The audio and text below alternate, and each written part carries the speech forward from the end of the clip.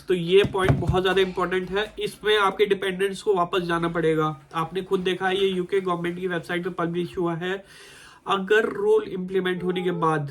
Hello guys, welcome back to my YouTube channel UPT UK, और उम्मीद करता हूँ आप लोग सब अच्छे होंगे। अभी रिसेंटली जो यूके गवर्नमेंट ने, आपको पता है कि थ्रेशोल्ड सैलरी जो कम करी है, ठीक है, उसके रिगार्डिंग एक बहुत बड़ा अपडेट लेकर आया हूँ। वो केयर वीज़ा से रिलेटेड है, केयर वर्कर से रिलेटेड है। तो क्या वो चेंज है, और क्या ये गुड न्यूज़ है, क्या ये बैड न्यूज़ है? आपके डिपेंडेंट्स को वापस भी जाना पड़ सकता है, मैं सही बोल रहा हूँ। आप ऑलरेडी यूके में हो तब भी आपके डिपेंडेंट्स को वापस जाना पड़ सकता है अगर आपने ये न्यूज़ पूरी नहीं देखी या इस रूल को ठीक से नहीं समझा तो। ठीक है, तो वीडियो को बिल्कुल भी स्किप नहीं कीजिएगा, वीडियो को एंड तक जरूर देखिएगा। वीडियो को स्टार्ट करते हैं।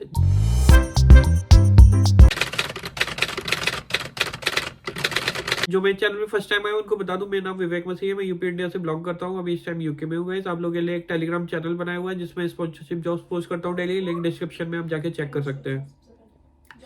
तो गाइज देखो, आप लोगों को पता है कि अभी यूके गवर्नमेंट ने बहुत ज्यादा बैकलैश की वजह से जो मिनिमम जो फैमिली वीजा के लिए थ्रेशोल्ड सैलरी है उसको कम कर दिया है। पहले उन्होंने उसको बढ़ा के 38,700 कर दिया था, जिसको अब कम करके 29,000 कर दिया है। ठीक है, इतनी मिनिमम थ्रेशोल्ड होनी चाहिए स्किल्ड वर्कर वीजा की, तब जाके आप जो है अपने डिपेंडेंट्स को बुला सकते हो। अब इसमें जो यूके गवर्नमेंट की वेबसाइट पे जो पब्लिश हुआ है एक चीज कि अगर आप कोई से भी वीजा पे हो, सपोज करो आप स्किल्ड वर्कर वीजा पे हो, या आप किसी पीएसडब्ल्यू वगैरह पे हो, या आप स्टूडेंट हो अभी, ठीक है, और रूल इंप्लीमेंट कर होने के बाद अगर आप केयर वीजा में स्विच करते हो, तो चाहे आप केयर असिस्टेंट में करो चाहे आप सीनियर केयर में करो, तब क्या आप अपने डिपेंडेंट्स के साथ यूके में रह सकते हो? तो इस बारे में हम देखते हैं। Carers and senior carers, these changes will be introduced as soon as possible in the new year. ठीक है, care workers code 6145 and senior carers workers 6146 already in the route will be able to remain with their dependents, including extending changing employer within these SOC codes and the settlement.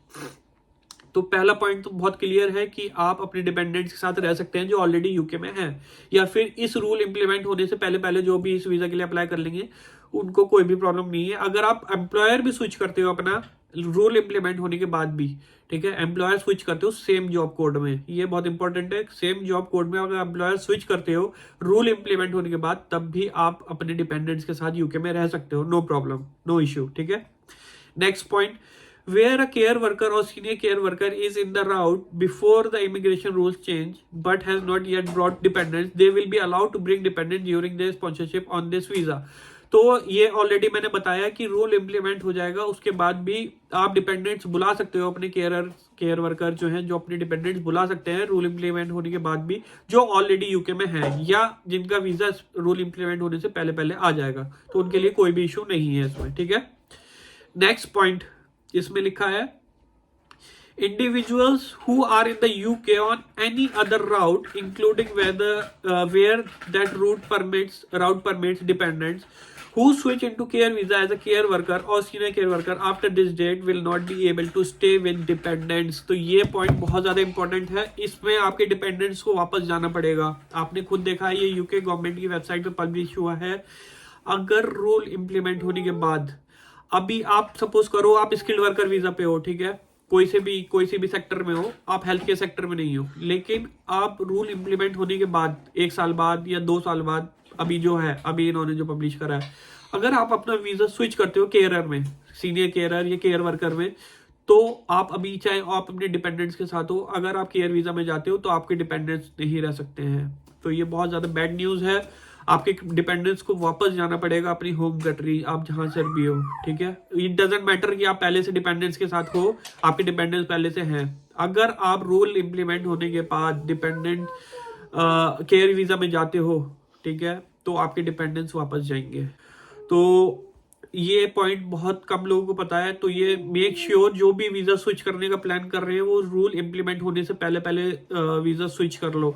और better ये होगा कि अभी से employer अगर आपका कोई मिल रहा है आपको और स्पॉन्सरशिप मिल रही है तो अभी स्विच कर लो, नहीं तो फिर बाद में आप स्विच कर नहीं पाओगे अगर आप किसी और वीजा में हो और इस केयर वीजा में आते हो। तो जो ऑलरेडी केयर वीजा में है वो अपना एक्सटेंड करवा सकते हैं, उसमें कोई इशू नहीं है, उनके डिपेंडेंट्स रह सकते हैं। ठीक है, नेक्स्ट पॉइंट है care providers who were sponsoring workers in exclusively non-regulated activities, therefore not required to be registered with the CQC before the rules change, should be able to continue to sponsor these workers, including for extensions to their visa on those terms, but not hire new ones. तो ये भी बहुत अच्छा point है जो बहुत कम लोगों को पता है कि अब जो CQC से रजिस्टर्ड होंगे एम्प्लॉयर, ठीक है, जो एम्प्लॉयर जो केयर होम्स है वो CQC से रजिस्टर्ड होंगे, वो ही सिर्फ स्पॉन्सरशिप दे सकेंगे और हर कोई नहीं दे सकेगा। ठीक है, तो ये न्यू एप्लीकेंट्स के लिए, न्यू एप्लीकेंट्स उनको हायर कर रहे हैं तब। जो ऑलरेडी सपोज करो आपका जो केयर होम है वो ऑलरेडी आप 2 या 3 साल से हो, लेकिन आपको वीजा जो है वो एक्सटेंड करवाना है सेम एम्प्लॉयर के साथ, तो उसमें कोई भी इश्यू नहीं है, वो आराम से कर सकते हैं उसमें। लेकिन अगर वो न्यू एम्प्लॉयर को हायर करेंगे, मीन्स न्यू एम्प्लॉय को अगर हायर करते हैं ओवरसीज से, तो उनको CQC से रजिस्टर्ड होना पड़ेगा, नहीं तो वो नहीं कर सकते हैं। ठीक है, ये सारे पॉइंट्स हैं जो बहुत ज्यादा इंपॉर्टेंट थे। अब आगे देखिए salary thresholds, these changes will be introduced via immigration rules with the implementation in April. तो अप्रैल में ये इन्होंने बोला है कि अप्रैल में जो थ्रेशोल्ड वाला है वो अप्रैल से होगा। Those already in the skilled worker route before the immigration rule changes should be exempt from the new median salary levels when they change in sponsor extend और सेटल।